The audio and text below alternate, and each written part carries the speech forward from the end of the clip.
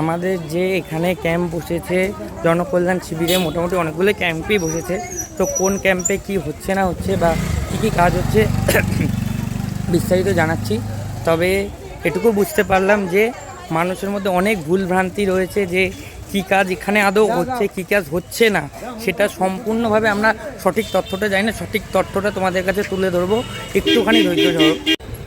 তো ক্যাম্পে গিয়ে যা বুঝলাম, ক্যাম্পে তোমার আয়ুষ্মান ভারত, তোমার তারপরে এসসি এসটি ওবিসি স্কলারশিপ যেটা, তারপর কিষাণ ক্রেডিট কার্ড জিনিসটা কিন্তু পিএম কিষাণ না, কিষাণ ক্রেডিট কার্ডের কাজ হচ্ছে।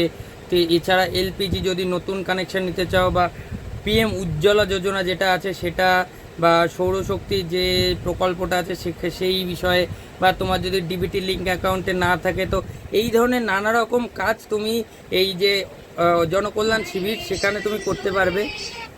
এছাড়া তুমি যেটা সবচেয়ে বড় কথা ছিল যে বৃদ্ধ ভাতা বয়স্ক ভাতার ফর্ম ফিল আপ কি ওখানে হবে?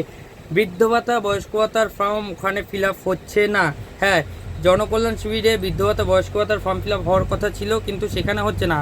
আয়ুষ্মান ভারতের ক্ষেত্রেও কিছু ক্রাইটেরিয়া আছে, বা কিছু জনের ফর্ম ফিল আপ ওখানে হচ্ছে, কিছু জনের হচ্ছে না। আমি আগেও বলেছিলাম যে সব ফর্ম ফিল আপ ওখানে হবে না, তো যাদেরটা ওখানে হবে তারাই ওখানে ফর্ম ফিল আপ করে জমা দেবে। আর অন্নপূর্ণা ভাণ্ডারের ক্ষেত্রে বলে রাখি, অন্নপূর্ণা ভাণ্ডারের অনলাইন করে তার যে অ্যাকনোলেজমেন্ট স্লিপ, তার সাথে যে সমস্ত কাগজপত্র তোমার ফর্ম ফিল আপের ক্ষেত্রে লেগেছিল সেই সকল কাগজপত্র দিয়ে তার সাথে অ্যাটাস্টেড করে, সেলফ অ্যাটাস্টেড করে সেখানে জমা নিচ্ছে। দেখলাম অনেক কাগজ জমা রয়েছে, সবই অন্নপূর্ণা ভাণ্ডারের, বেসিক্যালি অন্নপূর্ণা ভাণ্ডারের কাজ হচ্ছে।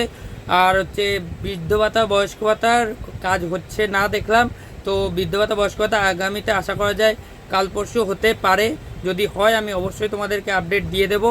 আর আয়ুষ্মান ভারতের কাদের কাদের ফর্ম ওখানে জমা করতে পারবে, কারা কারা অনলাইন করতে পারবে, আর কাদের কাদের বাড়িতে যাবে, সেটা আমি বিস্তারিত পরবর্তী ভিডিওতে জানিয়ে দেবো।